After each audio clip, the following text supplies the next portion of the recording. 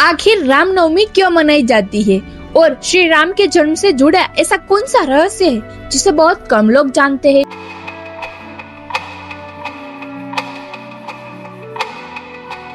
आज हम आपको ले चलते हैं उस अद्भुत रहस्यमय और दिव्य कथा की ओर जिसे हम हर साल रामनवमी के रूप में मनाते तो हैं, लेकिन उसकी गहराई, उसकी आध्यात्मिकता और उसकी सबसे अनकही परत को बहुत कम लोग जानते हैं। यह कथा किसी लोक कथा या कल्पना की नहीं है, बल्कि हमारे प्राचीन और प्रामाणिक ग्रंथों जैसे कि वाल्मीकि रामायण, स्कंद पुराण, ब्रह्म पुराण और अन्य महापुराणों में से वर्णित दिव्य और सत्य है।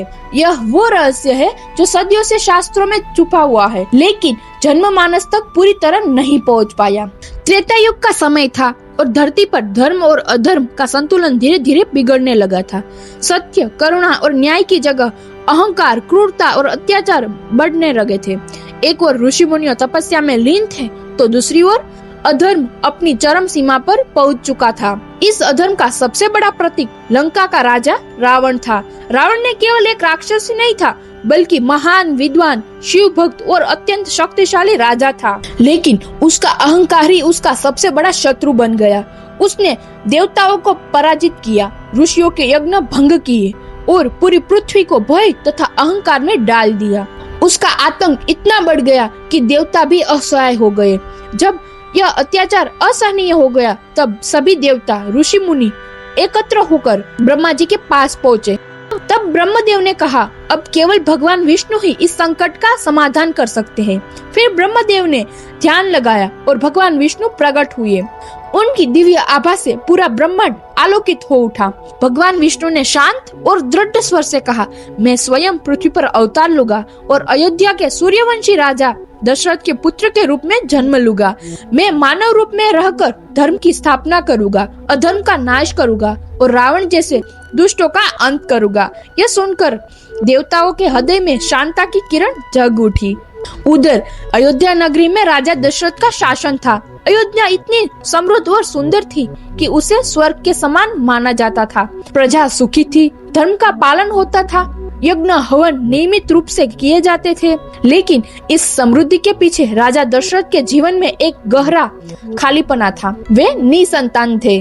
उनकी 3 रानियां थी, कौशल्या, कैकेयी और सुमित्रा। तीनों से उन्हें अत्यंत प्रेम था, लेकिन वंश को आगे बढ़ाने वाला कोई नहीं था। यह चिंता उन्हें भीतर ही भीतर खाए जा रही थी। इसलिए उन्होंने अपने गुरु वशिष्ठ से मार्गदर्शन मांगा। गुरु वशिष्ठ ने कहा, राजन, यह केवल आपकी इच्छा नहीं है, बल्कि स्वयं भगवान की लीला है। अब समय आ गया है कि रघुकुल में स्वयं विष्णु अवतरित होंगे। उनके कहने पर राजा दशरथ ने पुत्र कामेष्टि यज्ञ का आयोजन किया। ऋषि श्रृंगी द्वारा यह यज्ञ संपन्न कराया गया। जब यज्ञ पूर्ण हुआ, तब अग्नि से स्वयं अग्निदेव प्रकट हुए। उनके हाथ में एक दिव्य पात्र था, जिसमें पायस भरा हुआ था। उन्होंने कहा, यह पायस साधारण नहीं है, बल्कि भगवान विष्णु का अंश है, इसलिए इसे अपनी रानियों में बांट दीजिए। राजा दशरथ ने उस पायस को माता कौशल्या, कैकेयी और सुमित्रा में बांट दिया। यह पायस अमृत के समान था, वही शक्ति जो दिव्य अवतार को मानव रूप में धारण करने वाली थी। इसके बाद पूरा महल दिव्य प्रतीक्षा में डूब गया। समय बीतता गया और 9 महीने पूरे हुए। फिर आया वह पावन दिन, चैत्र मास की शुक्ल पक्ष की 9वीं तिथि। मध्य का समय था और सूर्य अपने चरम पर था, मानो स्वयं इस दिव्य क्षण का साक्षी बनना चाहता हो। सरयू नदी की लहरें आनंद से झूम रही थी। आकाश में देवता एकत्र हो गए थे, गंधर्व गान करने लगे थे और अप्सराओं नृत्य कर रही थी। तभी माता कौशल्या को प्रसव वेदना शुरू हुई। लेकिन यह कोई सामान्य घटना नहीं थी।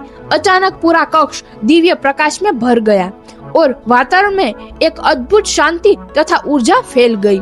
माता कौशल्या ने जैसे ही आंखें खोली, उन्होंने जो देखा वह अविश्वसनीय था। उनके सामने साधारण शिशु नहीं, बल्कि स्वयं भगवान विष्णु अपने चतुर्भुज रूप में प्रकट हुए। उनके हाथों में शंख, चक्र, गदा और पद्म थे। उन्होंने पीतांबर धारण किया हुआ था और उनके मुंगुट पर कौस्तुभ मणि चमक रही थी। उनके शरीर से 1000 सूर्यों के समान तेज निकल रहा था।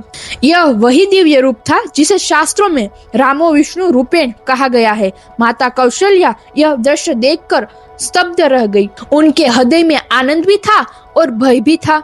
इसलिए उन्होंने हाथ जोड़कर विनम्रता से प्रार्थना की, हे प्रभु, आप मेरे पुत्र के रूप में आए हैं, लेकिन यह चतुर्भुज रूप मुझे भयभीत कर रहा है। मैं आपको एक माँ की तरह अपने बालक के रूप में देखना चाहती हूँ, इसलिए कृपा करके शिशु रूप धारण कीजिए। भगवान विष्णु मुस्कुराए और बोले, माता, मैंने ये रूप आपको अपनी दिव्यता का अनुभव कराने के लिए दिखाया है और अब मैं आपका पुत्र बनकर ही रहूंगा। यह कहते ही उनका चतुर्भुज स्वरूप लुप्त हो गया और एक सुंदर शिशु माता की गोद में प्रकट हो गया। वह क्षण अत्यंत अद्भुत था। शिशु के रूप में भगवान राम ने आंखें बंद की हुई थी, उनके छोटे छोटे हाथ पैर हिल रहे थे और उनके मुख से मधुर ध्वनि निकल रही थी। यही वह क्षण था जब दिव्यता ने स्वयं को मानव रूप में समर्पित कर दिया। यह घटना केवल एक जन्म नहीं थी, बल्कि एक गहरा संदेश थी कि भगवान अपने भक्तों के प्रेम और भक्ति के आगे स्वयं को भी बदल देते हैं। माता कौशल्या की प्रार्थना ने भगवान को चतुर्भुज रूप से शिशु रूप में आने के लिए प्रेरित किया। उसी समय कैकेयी ने भरत को जन्म दिया और सुमित्रा ने लक्ष्मण तथा शत्रुघ्न जी को जन्म दिया। चारों भाई विष्णु के अंश थे, लेकिन राम पूर्ण अवतार थे, धर्म के प्रतीक और मर्यादा के आदर्श थे। जब राजा दशरथ ने इस दृश्य को देखा तो उनका हृदय आनंद से भर उठा और उन्होंने कहा, आज मेरा जीवन सफल हो गया। पूरे अयोध्या में उत्सव मनाया गया। देवताओं ने आकाश में पुष्प वर्षा की, ऋषि मुनियों ने मंत्र उच्चारण किया और वातावरण पूरी तरह दिव्य हो गया। उनका अवतार केवल रावण वध के लिए नहीं था, बल्कि धर्म की स्थापना, आदर्श जीवन का उदाहरण और भक्ति के मार्ग को दिखाने के लिए था। यह अनकही कथा हमें यह सिखाती है कि रामनवमी केवल एक पर्व नहीं है, बल्कि दिव्यता के मानव रूप में आने का उत्सव है। ये हमें यह भी याद दिलाती है कि भगवान दूर नहीं है, बल्कि वे हमारे प्रेम और भक्ति में ही निवास करते हैं। दोस्तों, अगर आप भी श्री राम के भक्त हैं, तो चैनल को सब्सक्राइब कर कमेंट में जय श्री राम अवश्य लिखें।